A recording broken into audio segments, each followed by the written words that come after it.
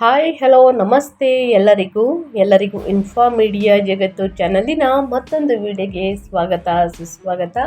ಸ್ನೇಹಿತರೆ, ಎಲ್ಲರೂ ಹೇಗಿದ್ದೀರಾ? ಎಲ್ಲರೂ ಚೆನ್ನಾಗಿದ್ದೀರಾ ಅಂದ್ಕೊಂಡಿದ್ದೀನಿ. ಹೋಪ್ ನಾನು ಕೂಡ ತುಂಬಾ ಚೆನ್ನಾಗಿದ್ದೀನಿ. ಎಲ್ಲರೂ ಚೆನ್ನಾಗಿದ್ದೀರಾ ಅಂದ್ಕೊಂಡು ಭಾವಿಸ್ಕೊಂಡು ಇವತ್ತಿನ ಒಂದು ವಿಡಿಯೋನ ಶುರು ಮಾಡಿಬಿಡೋಣ. ಇವತ್ತಿನ ಒಂದು ವಿಡಿಯೋದಲ್ಲಿ ತುಲಾ ರಾಶಿಯವರಿಗೆ ಏಪ್ರಿಲ್ ತಿಂಗಳ ಮಾಸಿಕ ಭವಿಷ್ಯವನ್ನ ತಿಳಿಸ್ಕೊಡ್ತೀನಿ. ಏಪ್ರಿಲ್ ದ್ವಿತೀಯಾರ್ಧದಿಂದನೂ ಕೂಡ ಸಾಕಷ್ಟು ಬದಲಾವಣೆಯನ್ನ ನೋಡಲಿದ್ದೀರಿ ಸ್ನೇಹಿತರೆ. ಇದಕ್ಕೆಲ್ಲ ಕಾರಣ ಗ್ರಹಗಳ ಸಂಚಾರ ಮತ್ತು ಗ್ರಹಗಳ ಸ್ಥಾನ ಬದಲಾವಣೆ, ಅದರಿಂದ ಆಗುವಂತಹ ಪ್ರಭಾವವನ್ನ ಇದೇ ವಿಡಿಯೋದಲ್ಲಿ ತಿಳಿಸ್ಕೊಡ್ತೀನಿ.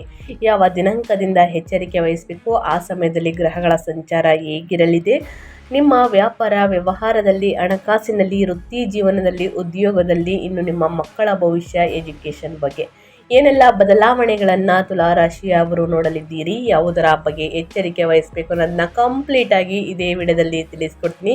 ಇದರ ಜೊತೆಗೆ ಏನೆಲ್ಲ ಖರೀದಿ ಮಾಡಬಹುದು ಅನ್ನೋದು ಕೂಡ ತಿಳಿಸ್ಕೊಡ್ತೀನಿ. ಇನ್ನು ಸಮಸ್ಯೆಗಳು ಕಂಡು ಬಂದಿದ್ದಲ್ಲಿ ಪರಿಹಾರಗಳನ್ನು ಯಾವ ರೀತಿ ಮಾಡಬೇಕು ಅನ್ನುವುದನ್ನು ಒಟ್ಟಾರೆಯಾಗಿ ತುಲಾರಾಶಿಯವರಿಗೆ ಇದೇ ವಿಡಿಯೋದಲ್ಲಿ ಕಂಪ್ಲೀಟ್ ಆಗಿ ತಿಳಿಸ್ಕೊಡ್ತೀನಿ ಸ್ನೇಹಿತರೆ. ಇದನ್ನೆಲ್ಲ ತಿಳ್ಕೋಬೇಕು ಅಂದರೆ ನೀವು ಎಲ್ಲೂ ಕೂಡ ವಿಡಿಯೋನ ಸ್ಕಿಪ್ ಮಾಡಬಾರ್ದು. ಅಂದರೆ ವಿಡಿಯೋನ ಕಟ್ ಮಾಡಿ ಓಡಿಸ್ಕೊಂಡೋಗಿ ನೋಡ್ತೀನಿ ಅಂದರೆ ಫುಲ್ ಇನ್ಫಾರ್ಮೇಷನ್ ಅರ್ಥ ಆಗಲ್ಲ. ಸೊ ಹಾಗಾಗಿ ಎಲ್ಲ ವಿಡಿಯೋದಲ್ಲೂ ತಿಳಿಸ್ತಾ ಇರ್ತೀನಿ. ಮೊದಲಿಂದ ಕೊನೆ ತನಕ ವಿಡಿಯೋನ ವಾಚ್ ಮಾಡಿ.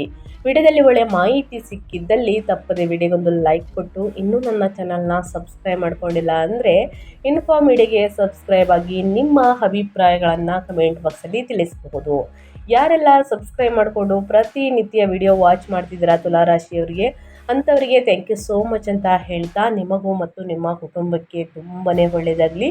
ಓಂ ಶಂ ಶನೀಶ್ವರಾಯ ನಮಃ, ಓಂ ನಮಃ ಶಿವಾಯ, ಓಂ ನಮಃ ಕುಬೇರರಾಯ ನಮಃ ಅನ್ನೋದನ್ನ ಕಮೆಂಟ್ ಮಾಡಿ ಸ್ನೇಹಿತರೆ. ಕುಬೇರನ ಅನುಗ್ರಹದಿಂದ, ಶಿವನ ಅನುಗ್ರಹದಿಂದ, ಶನಿದೇವರ ಕೃಪೆಯಿಂದ ನಿಮ್ಮ ಜೀವನದಲ್ಲಿ ಇರುವಂತಹ ಕಷ್ಟಗಳು, ಸಮಸ್ಯೆಗಳು ಎಲ್ಲವೂ ಕೂಡ ಕ್ರಮೇಣವಾಗಿ ಕಡಿಮೆಯಾಗಿ ಉನ್ನತ ಆರೋಗ್ಯವನ್ನು ಪಡೆದುಕೊಳ್ಳಿ ಅಂತ ಕೇಳ್ಕೊತಾ ತಡ ಮಾಡೋದು ಬೇಡ, ವಿಡಿಯೋದ ಕಡೆ ಗಮನ ಕೊಟ್ಬಿಡೋಣ. ಮೊದಲನೇದಾಗಿ ತುಲಾರಾಶಿಯವರ ಗ್ರಹಗಳ ಸಂಚಾರ ಹೇಗಿರಲಿದೆ, ಪ್ರಮುಖ ಗ್ರಹಗಳು ಏಪ್ರಿಲ್ ತಿಂಗಳಲ್ಲಿ ಅಂತ ತಿಳಿಸ್ಕೊಡ್ತೀನಿ. ಗ್ರಹ ಶನಿ 4 ಮತ್ತು 5ನೇ ಮನೆಯ ಅಧಿಪತಿ, ಯೋಗಕಾರಕ ಶನಿ 6ನೇ ಮನೆಯಲ್ಲಿ ಮೀನದಲ್ಲಿ ಸಂಚಾರವನ್ನ ಮಾಡಲಿದೆ. ಇದು ಯಾವ ರೀತಿ ಪ್ರಭಾವವನ್ನ ಬೀರಲಿದೆ ಅಂದರೆ ಸ್ಪರ್ಧಾತ್ಮಕ ಪರೀಕ್ಷೆಗಳಲ್ಲಿ ಯಶಸ್ಸು, ಕಠಿಣ ಪರಿಶ್ರಮಕ್ಕೆ ತಕ್ಕ ಪ್ರತಿಫಲ, ಅನುಕೂಲಕರ ಕೋರ್ಟು ತೀರ್ಪುಗಳು ಅಂತಲೇ ಹೇಳಬಹುದು. ಇನ್ನು ಮಂಗಳ 2 ಮತ್ತು 7ನೇ ಮನೆಯ ಅಧಿಪತಿ 6ನೇ ಮನೆಯಲ್ಲಿ ಮೀನದಲ್ಲಿ ಏಪ್ರಿಲ್ 2ರಿಂದ ಸಂಚಾರವನ್ನ ಮಾಡಲಿದೆ. ಇದು ಯಾವ ರೀತಿ ಪ್ರಭಾವವನ್ನ ಬೀರಲಿದೆ ಅಂದರೆ ಶತ್ರುಗಳ ಮೇಲೆ ಮೇಲ್ಗೈ, ಸಾಲ ತೀರಿಸುವುದು, ಸಂಗಾತಿಯೊಂದಿಗೆ ಸಣ್ಣ ಪುಟ್ಟ ಭಿನ್ನಾಭಿಪ್ರಾಯಗಳು ಹೆಚ್ಚಾಗಬಹುದು ಈ ಸಮಯದಲ್ಲಿ. ಇನ್ನು ಬುಧ ಸಂಚಾರ ಹೇಗಿರಲಿದೆ ಅಂದರೆ ಸ್ನೇಹಿತರೆ 9 ಮತ್ತು 12ನೇ ಮನೆಯ ಅಧಿಪತಿ 6ನೇ ಮನೆಯಲ್ಲಿ ನೀಚ ಸ್ಥಿತಿಯಲ್ಲಿ ಸಂಚಾರವನ್ನ ಮಾಡಲಿದೆ. ಏಪ್ರಿಲ್ 11ರಿಂದ ಪ್ರಯಾಣದಲ್ಲಿ ಅಡೆತಡೆಗಳು ಹೆಚ್ಚಾಗಲಿದೆ, ಸಂವಹನ ದೋಷಗಳು, ತಂದೆಯ ಆರೋಗ್ಯ ಕೂಡ ಹೆಚ್ಚಾಗಲಿದೆ ಅಂತಲೇ ಹೇಳಬಹುದು. ಇನ್ನು ಸೂರ್ಯ 11ನೇ ಮನೆಯ ಅಧಿಪತಿ 7ನೇ ಮನೆಯಲ್ಲಿ ಉಚ್ಚ ಸ್ಥಿತಿಯಲ್ಲಿ ಏಪ್ರಿಲ್ 14ರಿಂದ ಸಂಚಾರವನ್ನ ಮಾಡಲಿದೆ. ಭಾರಿ ವ್ಯಾಪಾರದ ಲಾಭಗಳು, ಅಧಿಕಾರ, ವೈವಾಹಿಕ ಜೀವನದಲ್ಲಿ ಅಹಂಕಾರದ ಪ್ರವೇಶ ಅಂತಲೇ ಹೇಳಬಹುದು. ಇನ್ನು ಶುಕ್ರನ ಸಂಚಾರ 1 ಮತ್ತು 8ನೇ ಮನೆಯ ಅಧಿಪತಿ ಶುಕ್ರ ಲಗ್ನಾಧಿಪತಿ ಅಂತಲೇ ಹೇಳಬಹುದು. 8ನೇ ಮನೆಯಲ್ಲಿ ಸ್ವಕ್ಷೇತ್ರದಲ್ಲಿ ಸಂಚಾರವನ್ನ ಮಾಡಲಿದೆ. ಏಪ್ರಿಲ್ 19ರಿಂದ ಹಠಾತ್ ಸಂಪತ್ತು, ಪಿತ್ರಾರ್ಜಿತ ಆಸ್ತಿಯ ಇತ್ಯರ್ಥ, ಆರೋಗ್ಯದ ರಕ್ಷಣೆ ಅಂತಲೇ ಹೇಳಬಹುದು. ಇದು ಗ್ರಹಗಳ ಸಂಚಾರ ಮತ್ತು ಗ್ರಹಗಳ ಸ್ಥಾನ ಬದಲಾವಣೆಯಿಂದ ತುಲಾರಾಶಿಯವರಿಗೆ ಆಗುವಂತಹ ಬದಲಾವಣೆಗಳು. ಇನ್ನು ಸಾರಾಂಶವನ್ನು ಹೇಳೋದಾದರೆ ತಿಂಗಳಲ್ಲಿ ಸ್ನೇಹಿತರೆ ಒಟ್ಟಾರೆಯಾಗಿ ಹೇಳೋದಾದರೆ ಹೋರಾಟದ ಮನೋಭಾವ ಮತ್ತು ಅಸಾಧಾರಣ ಆರ್ಥಿಕ ಲಾಭಗಳು ಅಂತಲೇ ಹೇಳ್ಬೋದು ತುಲಾರಾಶಿಯವರಿಗೆ ಸ್ನೇಹಿತರೆ. ಒಟ್ಟಾರೆಯಾಗಿ ಹೇಳೋದಾದರೆ ಯುಗಾದಿಯ ಹಬ್ಬದ ಸಂಭ್ರಮದೊಂದಿಗೆ ಏಪ್ರಿಲ್ 2026 ನಿಮ್ಮ ಧೈರ್ಯದ, ಹೋರಾಟದ ಮನೋಭಾವ ಮತ್ತು ಸಾರ್ವಜನಿಕ ಸಂಪರ್ಕಗಳನ್ನು ಉನ್ನತ ಮಟ್ಟಕ್ಕೆ ಕೊಂಡೊಯ್ಯುತ್ತದೆ. ತಿಂಗಳ ಆರಂಭದಲ್ಲಿ ನಿಮ್ಮ ಯೋಗಕಾರಕ ಶನಿ ಮತ್ತು 2 ಮತ್ತು 7ನೇ ಅಧಿಪತಿಯಾದಂತಹ ಮಂಗಳ ನಿಮ್ಮ 6ನೇ ಮನೆಯಲ್ಲಿ ಮೀನರಾಶಿಯಲ್ಲಿ ಸೇರುತ್ತಾರೆ. 6ನೇ ಮನೆಯಲ್ಲಿ ಅಂತಂದರೆ ಶತ್ರು, ರೋಗ, ಋಣ ಸ್ಥಾನ ಅಂತಲೇ ಹೇಳಬಹುದು. ಪಾಪದ ಗ್ರಹಗಳ ಸಂಚಾರವು ಶತ್ರುಗಳನ್ನು ನಾಶ ಮಾಡಲು ಮತ್ತು ಸಾಲಗಳನ್ನು ತೀರಿಸಲು ಅತ್ಯಂತ ಮಂಗಳಕರವಾಗಿದೆ. ಇನ್ನು ಕಚೇರಿಯಲ್ಲಿ ಅಥವಾ ಸ್ಪರ್ಧೆಯಲ್ಲಿ ನಿಮ್ಮ ದಿಟ್ಟ ಮತ್ತು ಧೈರ್ಯಶಾಲಿ ನಿರ್ಧಾರಗಳು ನಿಮ್ಮನ್ನು ಒಬ್ಬ ಸ್ಪಷ್ಟ ವಿಜೇತರನ್ನಾಗಿ ಎದ್ದು ಕಾಣುವಂತೆ ಮಾಡುತ್ತದೆ.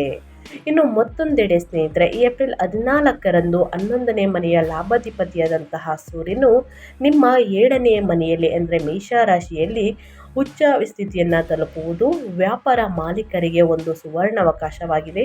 ಇದು ಸಮಾಜದಲ್ಲಿ ದೊಡ್ಡ ಕೀರ್ತಿ ಮತ್ತು ಲಾಭವನ್ನು ತರುತ್ತದೆ.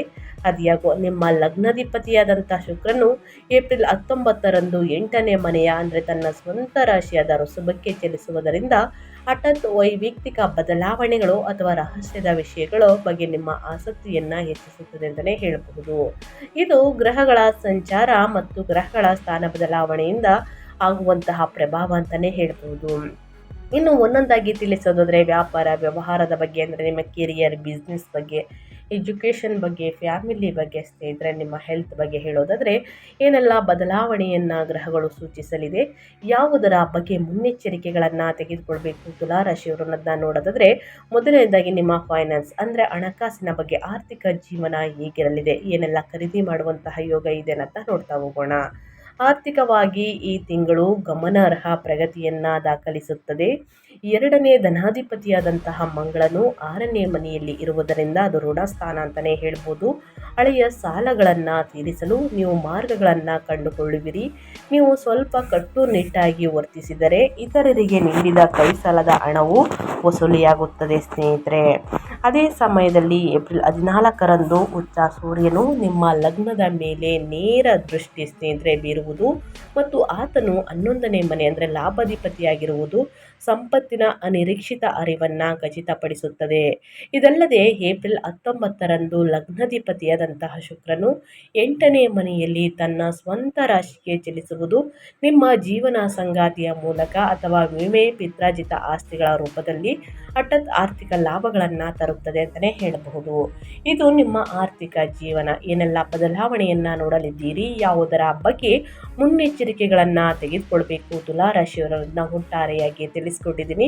ಇನ್ನು ನಿಮ್ಮ ಹೆಲ್ತ್ ಬಗ್ಗೆ ಹೇಳೋದಾದರೆ ಸ್ನೇಹಿತರೆ, ನಿಮ್ಮ ಆರೋಗ್ಯದಲ್ಲಿ ಯಾವುದರ ಬಗ್ಗೆ ಎಚ್ಚರಿಕೆ ವಹಿಸಬೇಕು, ಗ್ರಹಗಳ ಸಂಚಾರದಿಂದ ಏನೆಲ್ಲ ಬದಲಾವಣೆಯನ್ನು ನೋಡಲಿದ್ದೀರಿ ತುಲಾರಾಶಿಯವರನ್ನ ನೋಡೋದಾದರೆ ರೋಗಗಳ 6ನೇ ಮನೆಯಲ್ಲಿ ಶನಿ ಮತ್ತು ಮಂಗಳನ ಪ್ರಭಾವದಿಂದಾಗಿ ನಿಮ್ಮ ಆರೋಗ್ಯವನ್ನು ನಿರ್ಲಕ್ಷಿಸುವುದು ಸೂಕ್ತವಲ್ಲ. ಹಳೆಯ ಕಾಯಿಲೆಗಳನ್ನು ಗುಣಪಡಿಸಲು ನೀವು ಸರಿಯಾದ ಔಷಧಿಯನ್ನು ಕಂಡುಕೊಳ್ಳಬಹುದಾದರೂ ಅತಿಯಾದ ಉಷ್ಣತೆ, ಹೊಟ್ಟೆಯಲ್ಲಿ ಉರಿ ಅಥವಾ ಸ್ನಾಯು ನೋವುಗಳಿಂದ ನೀವು ಬಳಲಬಹುದು. ಲಗ್ನಾಧಿಪತಿಯಾದಂತಹ ಶುಕ್ರನು 8ನೇ ಮನೆಯಲ್ಲಿ ವೃಷಭದಲ್ಲಿ ತನ್ನ ಸ್ವಂತ ರಾಶಿಯಲ್ಲಿ ಇರುವುದು ನಿಮಗೆ ಅಪಾರ ರಕ್ಷಣೆಯನ್ನು ನೀಡುತ್ತದೆ ಮತ್ತು ಆಯುಷ್ಯವನ್ನು ಹೆಚ್ಚಿಸುತ್ತದೆ ಅಂತಲೇ ಹೇಳಬಹುದು. ಅದಿಯಾಗೋ 7ನೇ ಮನೆಯಿಂದ ಉಚ್ಚ ಸೂರ್ಯನ ನೇರ ದೃಷ್ಟಿಯು ಸ್ನೇಹಿತರೆ ನಿಮ್ಮ ಲಗ್ನದ ಮೇಲೆ ಬೀಳುವುದರಿಂದ ನಿಮ್ಮ ಕೋಪ ಮತ್ತು ರಕ್ತದೊತ್ತಡ BP ಹೆಚ್ಚಾಗಬಹುದು. ನಿಯಮಿತವಾಗಿ ನೀರು ಕುಡಿಯುವುದು ಮತ್ತು ನಿಮ್ಮ ಕಣ್ಣುಗಳು ಹಾಗೂ ಮೂತ್ರಪಿಂಡಗಳ ಬಗ್ಗೆ ಕಾಳಜಿ ವಹಿಸುವುದು ಸೂಕ್ತ. ಪ್ರತಿದಿನ ಯೋಗ, ಧ್ಯಾನವನ್ನು ಮಾಡುವುದು, ಮೆಡಿಟೇಷನನ್ನು ಮಾಡುವುದು, ಸಣ್ಣ ಪುಟ್ಟ ಲಘು ವ್ಯಾಯಾಮದಿಂದ ನಿಮ್ಮ ಸಮಸ್ಯೆಗಳು ಕ್ರಮೇಣವಾಗಿ ಕಡಿಮೆಯಾಗಲಿದೆ. ಹಾಗಾಗಿ ತಪ್ಪದೆ ತುಲಾರಾಶಿಯವರು ನಿಮ್ಮ ಮುಂದಿನ ದಿನಗಳು ಭವಿಷ್ಯ ಚೆನ್ನಾಗಿರಬೇಕು ಅಂದರೆ ಮೇಯ್ನಾಗಿ ನಿಮ್ಮ ಆರೋಗ್ಯದ ಕಡೆ ಗಮನ ಕೊಡಬೇಕಾಗುತ್ತದೆ. ಇನ್ನು ವ್ಯಾಪಾರ ಮತ್ತು ಸ್ವಯಂ ಉದ್ಯೋಗದ ಬಗ್ಗೆ ಹೇಳೋದಾದರೆ ಅಂದರೆ ನಿಮ್ಮ ಬಿಸ್ನೆಸ್ ಬಗ್ಗೆ ಹೇಳೋದಾದರೆ ಏನೆಲ್ಲ ಬದಲಾವಣೆಯನ್ನು ತುಲಾರಾಶಿಯವರು ನೋಡಲಿದ್ದೀರಿ, ಯಾವುದರ ಬಗ್ಗೆ ಎಚ್ಚರಿಕೆ ವಹಿಸಬೇಕು ಅನ್ನೋದನ್ನ ನೋಡ್ತಾ ಹೋಗೋಣ. ವ್ಯಾಪಾರ ಮಾಲೀಕರಿಗೆ ಅಂದರೆ ಬಿಸ್ನೆಸ್ ಓನರ್ಸ್ಗೆ ಸ್ನೇಹಿತರೆ ಇದನ್ನು ಬೂಮ್ ಪೀರಿಯಡ್ ಎಂದು ಬಣ್ಣಿಸಬಹುದು. ಯಾಕಂದರೆ 11ನೇ ಮನೆಯ ಲಾಭಾಧಿಪತಿಯಾದಂತಹ ಸೂರ್ಯನು 7ನೇ ಮನೆಯಲ್ಲಿ ವ್ಯಾಪಾರದ ಮನೆಯಲ್ಲಿ ಉಚ್ಚ ಸ್ಥಿತಿಯನ್ನು ಸಾಧಿಸುವುದು ಭಾರಿ ಅದೃಷ್ಟದ ಸಂಕೇತವಾಗಿದೆ.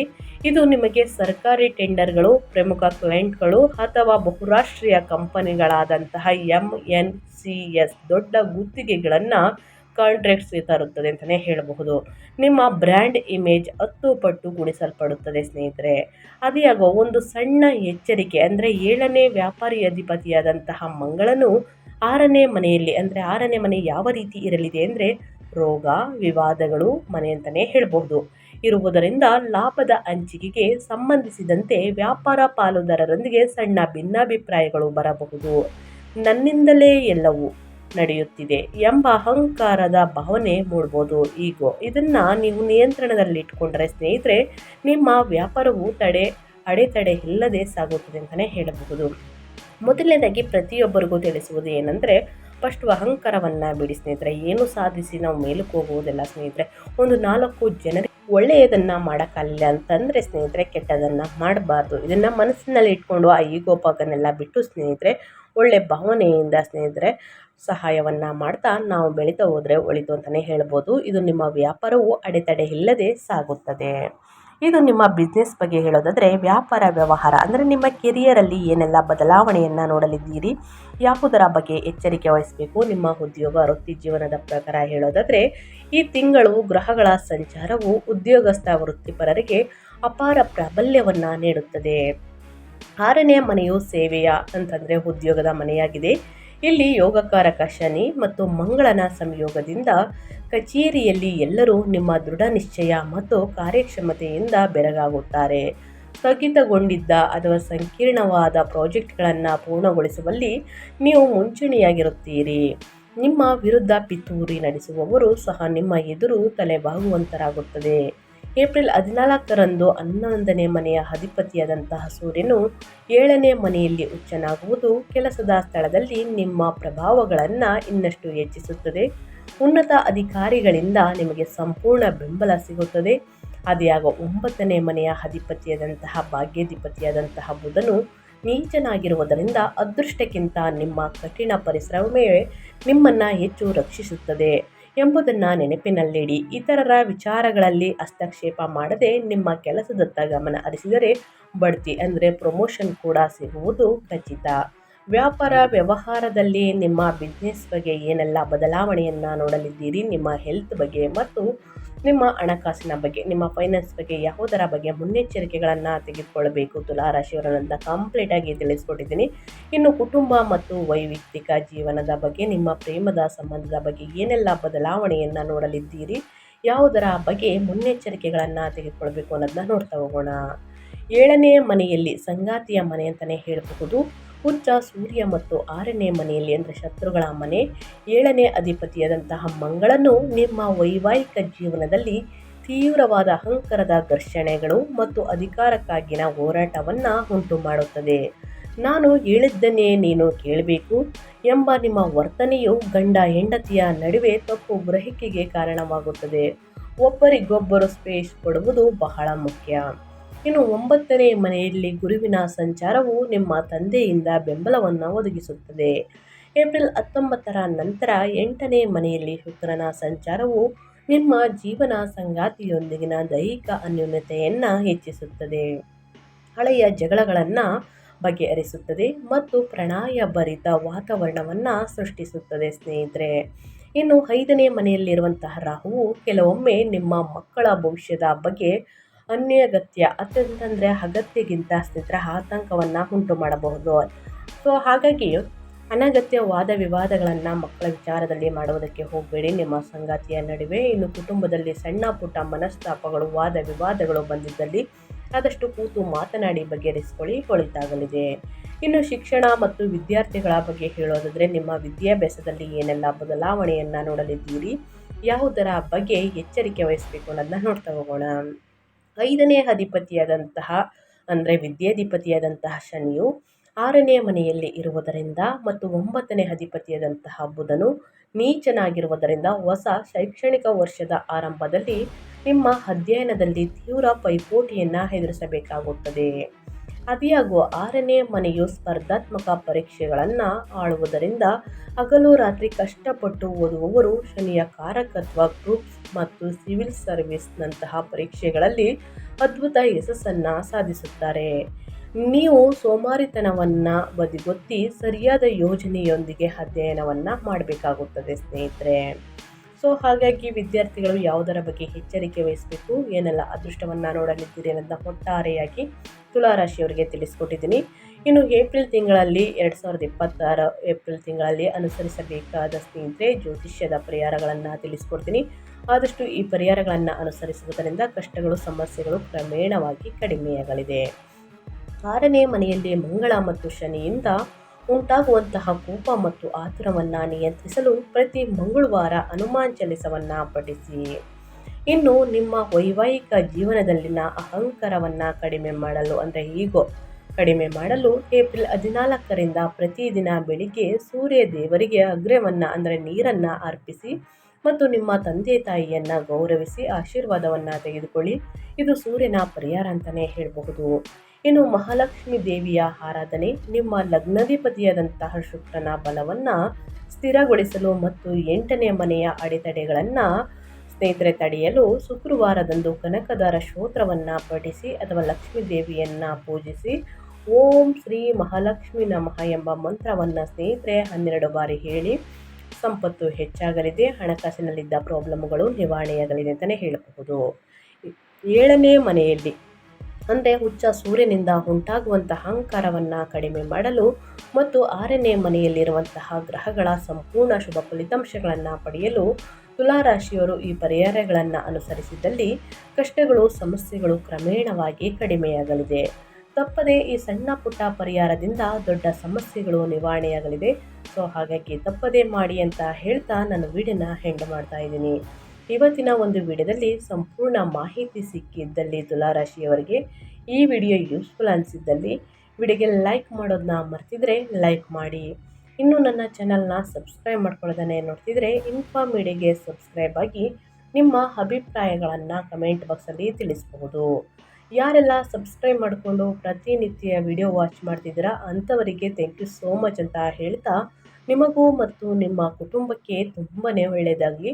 ಶನಿದೇವರ ಆಶೀರ್ವಾದ, ಶಿವನ ಅನುಗ್ರಹ, ಮಹಾಲಕ್ಷ್ಮಿಯ ಆರಾಧನೆಯಿಂದ ಸ್ನೇಹಿತರೆ ಅನುಗ್ರಹದಿಂದ ಕಷ್ಟಗಳು ಸಮಸ್ಯೆಗಳು ಅಡಚಣೆಗಳು ಎಲ್ಲವೂ ಕೂಡ ನಿವಾರಣೆಯಾಗಿ ಉನ್ನತ ಆರೋಗ್ಯವನ್ನು ಪಡೆದುಕೊಂಡು ವ್ಯಾಪಾರ ವ್ಯವಹಾರದಲ್ಲಿ ಅಭಿವೃದ್ಧಿಯನ್ನು ಹೊಂದಿ ಅಂತ ಕೇಳ್ಕೊತಾ ಮತ್ತೊಂದು ವಿಡಿಯೋ ಜೊತೆ ಮತ್ತೊಂದು ಹೊಸ ಭವಿಷ್ಯದಲ್ಲಿ ಹೊಸ ಅಪ್ಡೇಟಲ್ಲಿ ಸಿಗ್ತೀನಿ. Thank you for watching.